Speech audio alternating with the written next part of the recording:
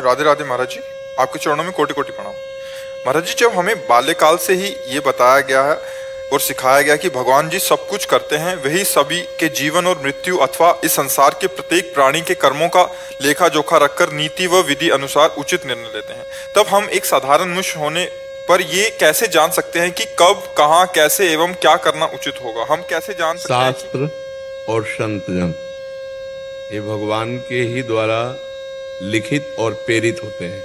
संतों के हृदय में बैठकर भगवान उपदेश देते हैं और शास्त्रों में ब्रह्म ऋषियों के हृदय में बैठकर लिखवाए गए हैं। तो हमको क्या करना चाहिए, क्या नहीं करना चाहिए, इसके लिए गीता में भगवान जी कहते हैं तस्मात् शास्त्रम प्रमाणम ते कार्याकार्यो व्यवस्थितो। शास्त्र वर्णन करते हैं ये करो ये ना करो।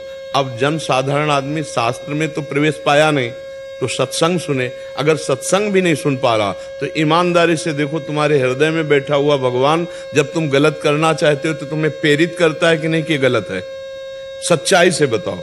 किसी शास्त्र में पढ़ो या ना पढ़ो, कहीं सुनो या ना सुनो, जब तुम गलत करना चाहते हो तो तुम्हारे हृदय में बैठा हुआ गुरु आपको प्रेरित करता है ना कि आप गलत कर रहे हो। आप उसकी बात नहीं मानते और गलत कर बैठते हो।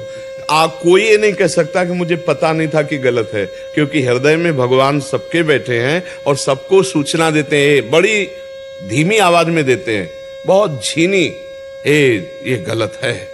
पर हमारी वासना इतनी प्रबल होती है कि हम उस बात की अवहेलना करके और गलत कर फिर हमें दंड मिलता है। फिर हमें कोई ये नहीं कह सकता मुझे पता नहीं था। गलत का पता होता है। हमारी बहन को कोई गलत देखे तो हमें बुरा लगेगा, तो हम किसी के बहन को बुरा क्यों देखें? आत्मना प्रतिकूलानि परेशान समाचरित। हमारी कोई निंदा करे तो हमें बुरा लगेगा, हम किसी की निंदा क्यों करें? आत्मना प्रतिकूलानि, जो मुझे प्रतिकूल लगता है वो मैं दूसरे के लिए नहीं करूंगा। मेरे शरीर को कोई पीड़ा पहुंचाए, मैं दूसरे के शरीर को कैसे पीड़ा पहुंचा सकता हूं? क्योंकि जैसे मेरा शरीर मुझे प्रिय है, ऐसे हर जीव का अपना शरीर प्रिय है। लेकिन नहीं, अपने स्वाद के लिए, अपनी पुष्टता के लिए दूसरे के शरीर को नष्ट करके हम खाते हैं। अपनी वासना पूर्ति के लिए हम दूसरी माताओं बहनों की तरफ गंदी दृष्टि देखते हैं। अपने हमारी जो वासनाएं हैं कि हमको ये मिल जाए, ये मिल जाए, उसके लिए, धन के लिए हम असत धर्म ग्रहण करते हैं। चाहे हिंसा करनी पड़े, चाहे घूस लेना पड़े, चाहे पापाचरण करना पड़े। तो ये सब बातें सबको पता है मैं गलत हूं, पक्का पता है, पर वो अपने अज्ञान के कारण देखा जाएगा, इसलिए उसको दंड मिलता है और नाना प्रकार की दुर्गति भोगता है। ये कोई नहीं कह सकता कि साहब मुझे पता नहीं था।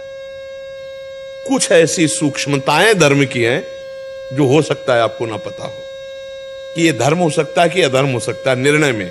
लेकिन पापाचरण तो खुला हृदय में आवाज आती है, गलत है मत करना।